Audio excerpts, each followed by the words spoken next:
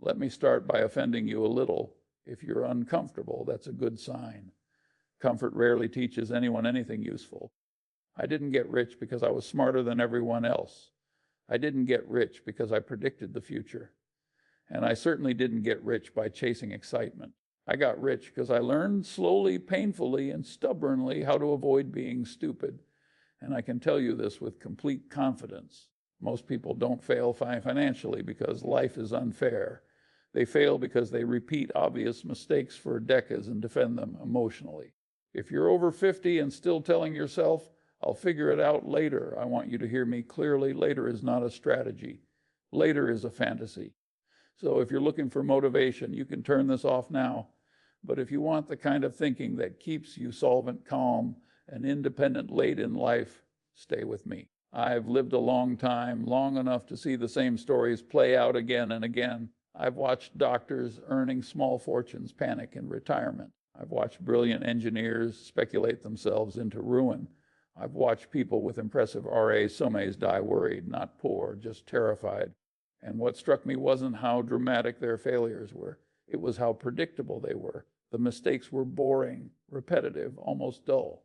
Too much debt, too much ego, too much faith in complexity, too much confidence in their own intelligence. People like to imagine that wealth is built by bold moves. In reality, it's destroyed by small lapses in judgment repeated over decades.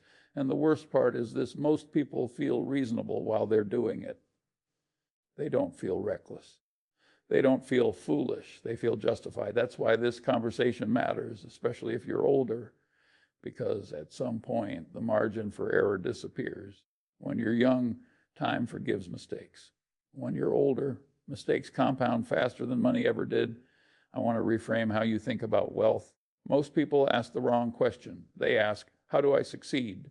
That's a terrible question. The better question is, how do people reliably fail? Once you understand how failure works, success becomes much easier. Over more than half a century, I focused on avoiding behaviors that reliably ruin lives. I didn't need genius. I didn't need perfect timing. I needed discipline, humility, and the willingness to look foolish in the short term. By the end of this, you'll understand the 5 stupid mistakes I avoided and how you can still avoid them even now, even if you feel behind.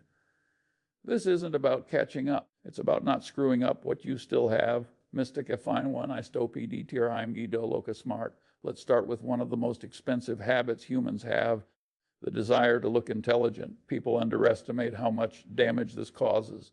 Looking smart feels good. Being admired feels good. Winning arguments feels good. But those feelings are expensive. I noticed early on that people would cling to bad ideas, not because the ideas were good, but because abandoning them would damage their self-image. They weren't defending investments.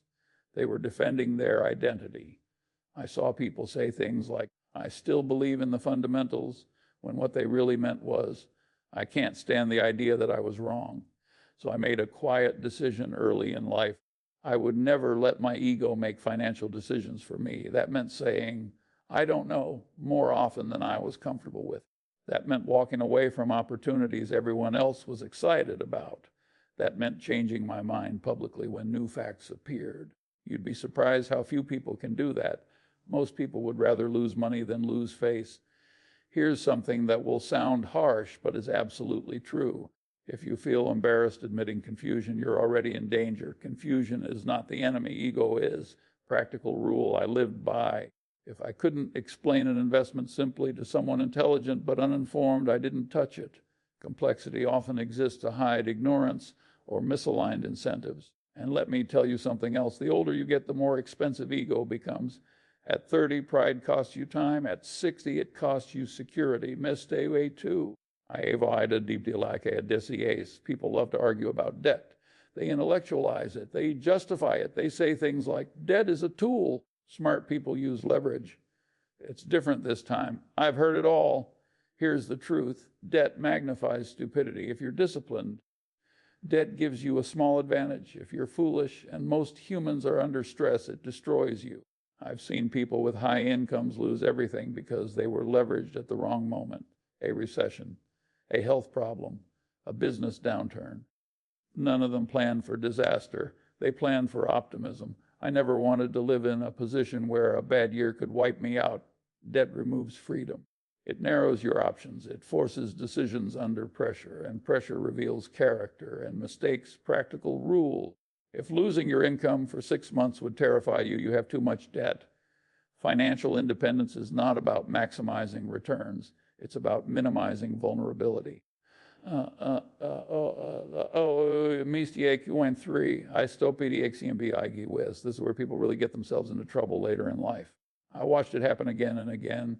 People reach their 50s or 60s and realize they're not where they thought they'd be. They feel behind.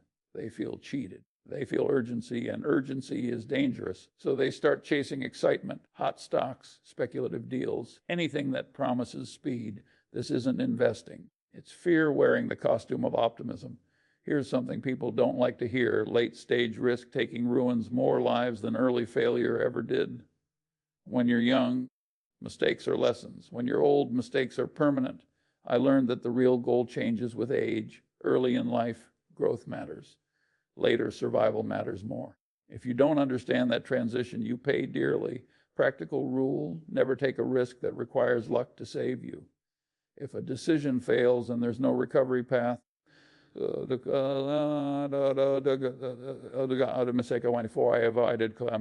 complexity is seductive. It makes people feel sophisticated.